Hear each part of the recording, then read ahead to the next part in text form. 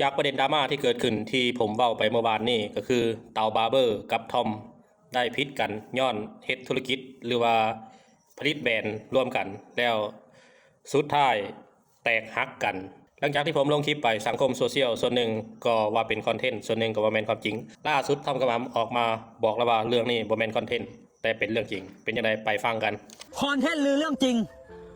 เลยทุกคนก็คือต่อไปนี้ค่อยกับเต้าก็คือแยกทางเนาะประเทศไทยเฮ็ดมันเพราะว่าค่อยได้ยินคำที่ครอบครัวแล้วว่าค่อยก็คือค่อยน่ะกำบัญชีอยู่ละบ่เฮ็ดหยังก็คือเลาะด่าผู้นั้นเลาะด่าผู้นี้อยู่ละคือเต้านี่สร้างเงินให้ค่อยเฉพาะทั้งที่ค่อยนี่น่ะเป็นคนที่เริ่มทุกอย่างพาเต้าเนี่ยสร้างหาและพาเมียเราสร้างหาแล้วมาฮอดมื้อนึงครอบครัวเรามาว่าค่อยแบบนี้ว่าบ่เฮ็ดหยังด่าผู้นั้นด่าผู้นี้ไปวันๆทั้งที่ค่อยน่ะเฮ็ดเวียกหลายกว่าเต้าเป็น10 เท่าและเมียค่อยน่ะสร้างยอดขายทั้งไฟเบอร์ทั้งสบู่ที่ผ่านมาเฮ็ดแท้ทำจริงบ่ว่าจะเป็นสบู่เนาะเอาขี้ควายชนะเอาขี้ตมชนะเอาหยังชนะทุกอย่างที่ผ่านมา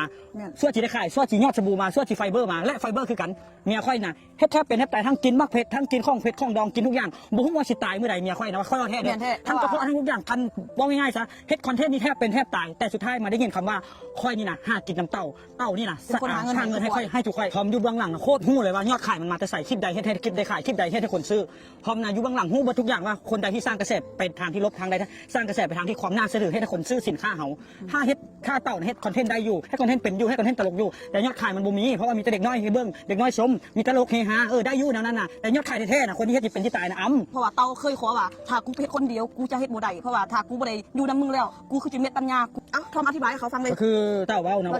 กูนี่นะยังบริหารตัวเองบ่รอดเทื่อความหมายบริหารครอบครัวตัวเองยังบ่รอดเทื่อแล้วความหมายว่าเฮ็ดตัวเองด้วยตัวเองบ่ได้หมายความว่าบ่มีความมั่นใจในตัวเองถ้าว่าเฮ็ดคนเดียวแล้วย่านบ่ได้คืออยู่น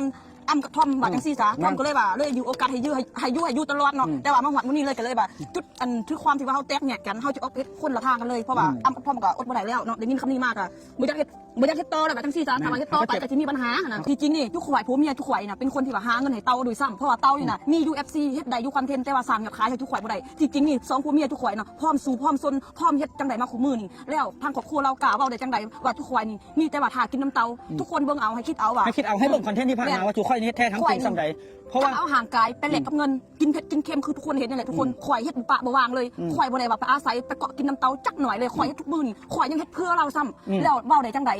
เราจะให้ครอบครัวไปว่ามาคุมเราบ่ได้ทำเฮ็ดธุรกิจนำกันแบบนี้คือมื้อเริ่มขนาดเขาจะมีแต่3คนจุเฮามีหยังที่พร้อมโอพร้อมลงแต่3คนจุเฮาอันนี้เราให้ทางครอบครัวเรามาวนแบบนี้เพราะฉะนั้นเฮ็ดทางไผเฮ็ดทางมันให้ครอบครัวเราสบายใจเอาแบบนั้นซะมือเริ่มคือบ่มีไผมาเริ่มนำแล้วมือได้เงินคือให้ครอบครัวมาวุ่นนำแท้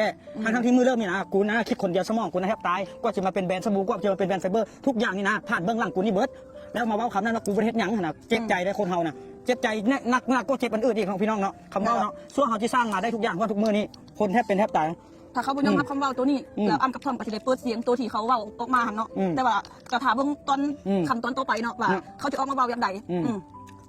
ถ้ายอมมาฟังกันสิ่งที่จุกับทอมเบานี่มันเป็นความจริงหรือว่าความปลอมเพื่อเขาออกมาเบาหรือว่าทางใดเป็นความจริงทางใดเป็นความปลอมเนาะน้องเนาะคราวนี้บ่อยากสร้างกระแสสร้างเรื่องดราม่าแบบนี้หรอกบ่อื่นกับเรื่องคอนเทนต์นะพี่น้องคันอันนี้มันโอ้ลมกันบ่ได้ลมกันบ่เข้าใจละมันจึงฮอดจุดนี้น่ะจุดเข้าจุดแตกหักแล้วจุดนี้น่ะค่อยนี้อดมาหลายเดือนหลายปีจนหลายปีแล้วหมู่นี่นะไปเล่นไปเที่ยวปาร์ตี้กินเหล้ากินเบียร์ใช้เงินคำฟุ่มเฟือยบ่ฮู้อดฮู้ออมค่อยนี่น่ะพยายามแบกภาระไว้เบิดทั้งเฮ็ดคอนเทนต์ทั้งเฮ็ดทุกอย่างเพื่อให้หมู่นี่น่ะได้เงินเพื่อให้หมู่นี่มีทุนมีฮอนมีสร้างมีสร้างแล้วหมู่คือค่อยน่ะค่อยแทบเป็นแทบตายแล้วคำว่าครอบครัวของเราครอบครัวพ่อเมียเรามาว่าค่อยแบบนี้พ่อแม่เรามาว่าค่อยแบบนี้แล้วให้ผู้อื่นมาวุ่นให้ยังเรื่องธุรกิจทั้งที่ค่อยนี่เป็นคนสร้างขึ้นมาแล้วจะให้ผู้อื่นมาวนให้ยังมือเริ่มคือบ่ให้เขามาเริ่มนำแล้วมือได้เงินคือให้เขามาวนแท้